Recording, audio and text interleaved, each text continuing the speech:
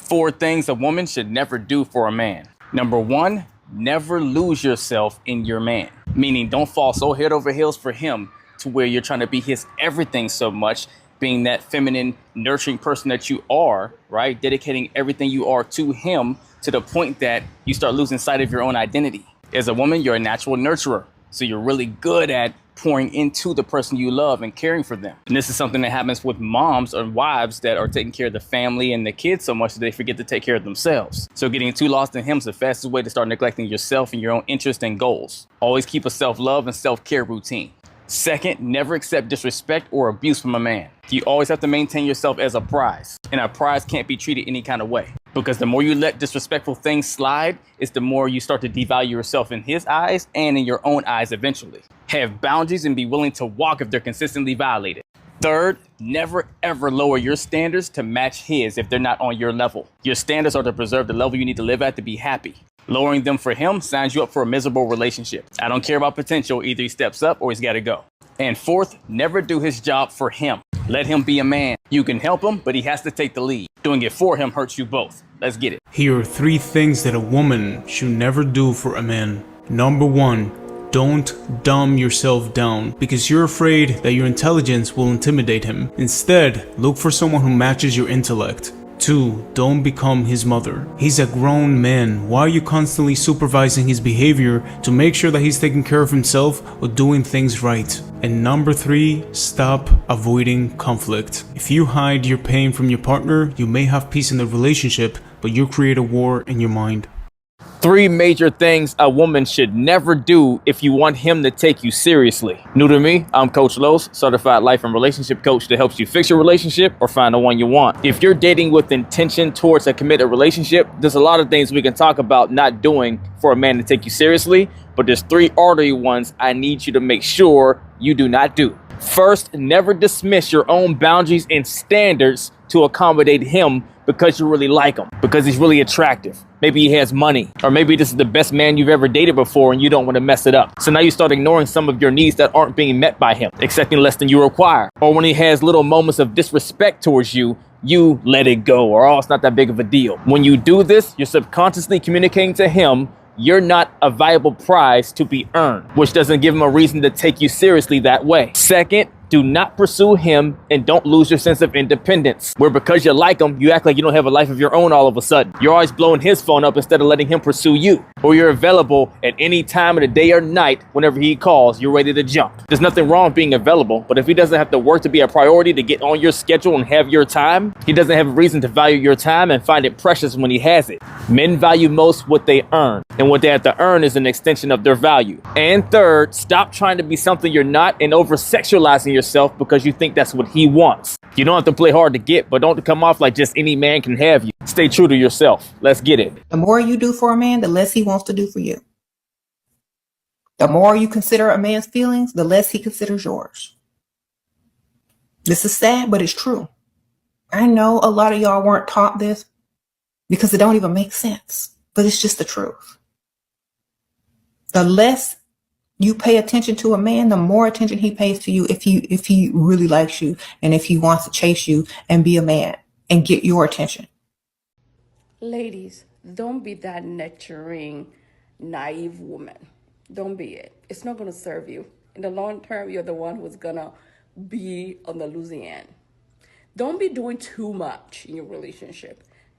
Ladies, I'm going to say it again. Stop taking care of your husband. Stop trying to save him. Stop trying to fix him. Stop coddling him. Stop enabling him. Stop trying to change him. You are doing a disservice to you and to him and to your kids. As hard as it is for you potentially to stand by and watch him behave in ways that you know aren't good for him, in ways that are dysregulating for you and perhaps for your kids, I get it. I understand. It can be incredibly hard day in, day out to watch the man that you love make poor decisions, choose different paths than you would. When you try to tell and coerce and manipulate and control, and then disguise it as trying to help him, ultimately all you're doing is hurting the entire situation. And the reason why you continue to move in those directions is because of your inner wounding, your need to control everything and everyone around you. Now, there's a positive intent underneath. You believe that if you control, if you direct, if you stand up in your masculine energy, that things will get done. Your husband could actually change, but it never happens and it never works. And listen to this very carefully. No man will ever do anything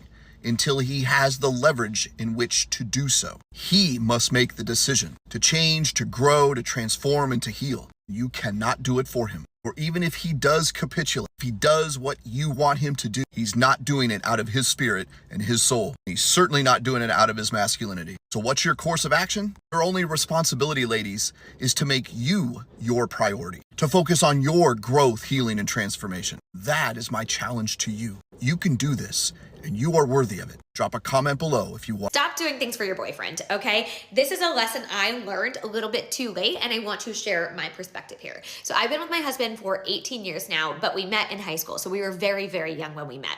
And I stepped into this role very early on in our relationship where I would just do things for him to make his life easier or just to like make my life easier, right? And for example, in high school, that looked like me helping him with his homework or me helping write a paper or me just writing the paper because I knew that if I did that, it would make his life easier and it would also mean we had more time to hang out. And so I would do those things.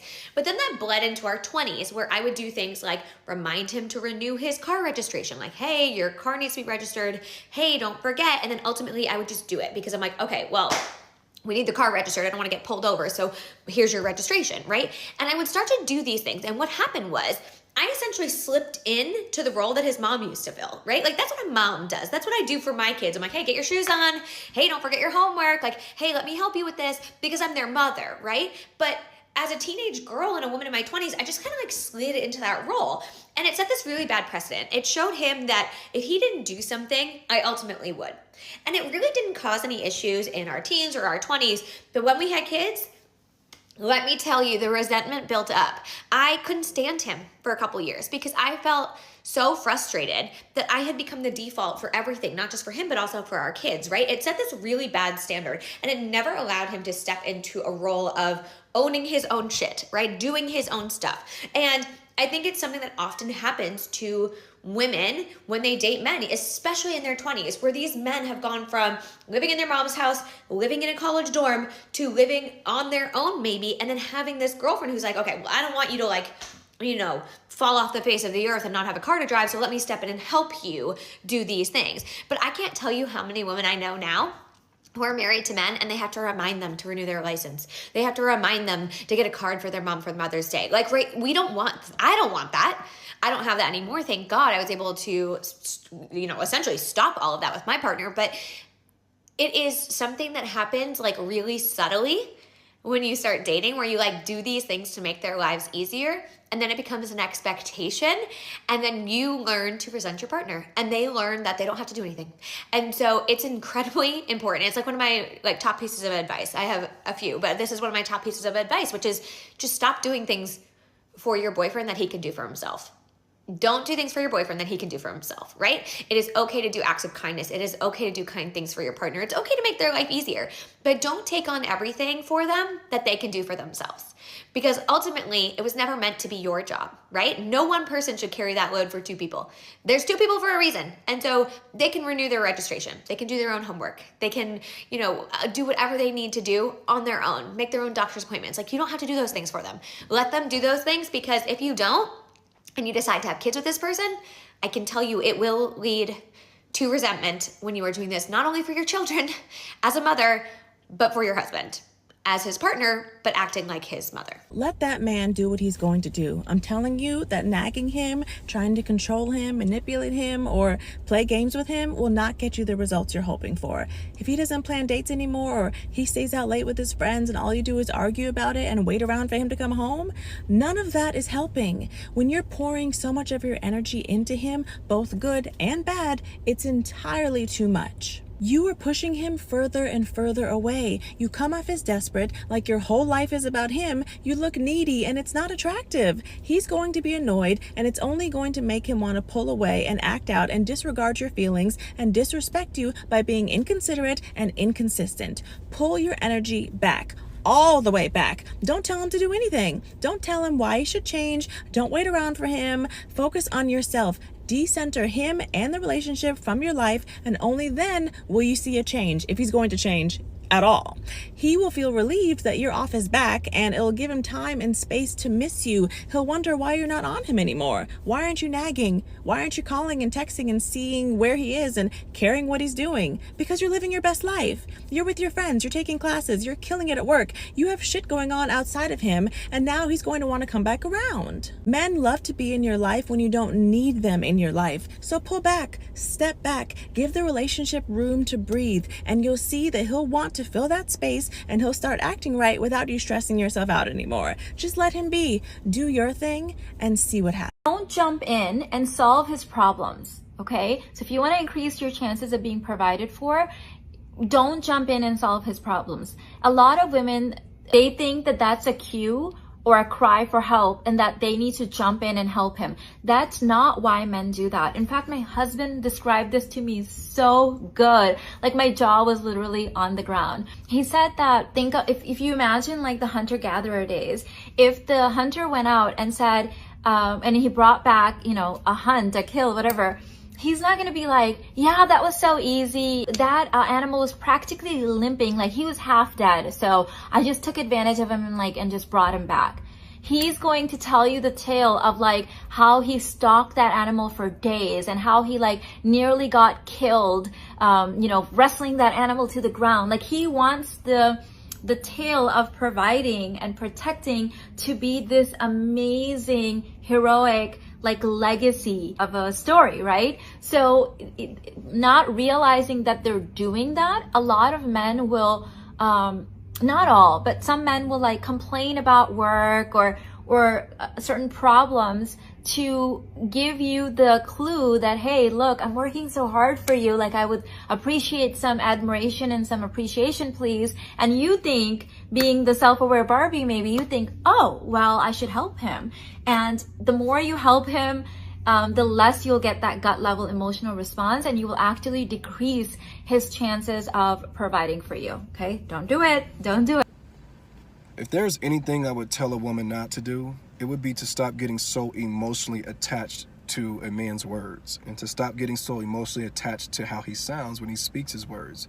Because a lot of men know that women fall for what they hear, that women fall in love with what they hear, not necessarily with the man. You should never fall in love with what you hear. Fall in love with the mind of the man, the soul of the man, the energy of the man, the spirit of the man, the vibrations, the frequencies of the man, the whole life of the man, not the way he sounds, not the words he uses when he's talking to you. Okay? So when you listen to a man, make sure that you're listening with your heart fully deactivated. It doesn't mean that you're cold. It doesn't mean that you're crass. It doesn't mean that you're aloof or disrespectful. It just means that you're fully grounded and you're neutral. Okay? It means that you're fully grounded and you're totally aware of what's going on at all times. You're not getting drunk with his words. You see what I'm saying? Because if your heart is fully activated while you're listening, you will get caught up in that current and drift away and become lost at sea, like a person who's lost at sea. Stay grounded, stay neutral, stay coherent. Always be aware of what's going on at all times. Protect yourself. You should never do for a man in a relationship, a boyfriend, is rescue him financially. You're not Paw Patrol. You're not here to rescue everybody. That's not your role. You're going to kick yourself out of your feminine energy very fast if you think you can save every Tom, Dick, and Harry. That is not what you're going to do. Stop trying to help him. You are not going to raise his masculine energy in him and create a man who really feels good about himself in your company. Even if your advice is great, you're going to land on your ass. That's not what you want. Let him figure it out. Let him sort it out. You're not his mummy. It's fine. He can do it. Never do these 5 things around the man you like, especially during the early dating stage. So number 1 is never give him advice he never asked you for, right? You sometimes think that you know better than men, that you know everything how to do, and you just give him advice that, yeah, you should do this. And then if he didn't listen to you and he made a mistake, you tell him, see, I told you what you have to do. Girls, it's a big turn off. Please, even if your man don't understand something, if he didn't ask you to give him any advice, please don't do this. It's not feminine, it is not nice, and it's never gonna make him more attracted to you. Second thing is you don't compare him to other men. One of my clients, she came to me, she was like, Polina, you know, he doesn't treat me right. So I told him how I was treated by my ex. I'm telling him all the time how other men treat me, but he doesn't do anything. Girl, he doesn't do anything because he just pissed off. You know, you didn't use right strategies how to ask him for things. You just pissed him off, so it's never gonna work, so never do this. Third thing is to reject his help. For example, something happened with your car and he's like, yeah, let me help you with that. And you're like, no, you shouldn't. You know, I'm gonna figure this out by myself. If you're gonna do it, he's not gonna offer you help anymore. And don't wait from him do anything extra for you, because in his subconscious mind, it's gonna be that, yeah, she doesn't need it. You know, she's already rejected me. So why would I do this another time? The same if he's asking you to buy something, you always say yes. You don't play shy like, yeah, you shouldn't, you know, I don't need this. You go and you accept his gifts and everything he has to give you, and you very appreciate it and you're very thankful for it. This way he will want to do more and more every time for you, help you, give you money, provide for you. That's what men need. They want to feel needed. They like feeling that you need them. They help, they resources. So please never reject it. At least for the next women who's gonna date this man, because some men getting traumatized with one woman who's strong and independent and she can do everything herself, and then he's not gonna do anything for the next girl, for the feminine woman who is ready to receive all of these things. Fourth thing is complaining and being in extra negative energy all the time, girls. It's okay to have down mood for 1-2 days, you know, and get back to normal. But if you're always complaining about everything that's going on in your life, your job, your money situation, your house, your friends, you complain about everything, he will want to be around you at all, because no one likes negative people. If you want individual advice on your situation, you can schedule one-on-one call with me. Just DM me here in TikTok and follow me for more advice.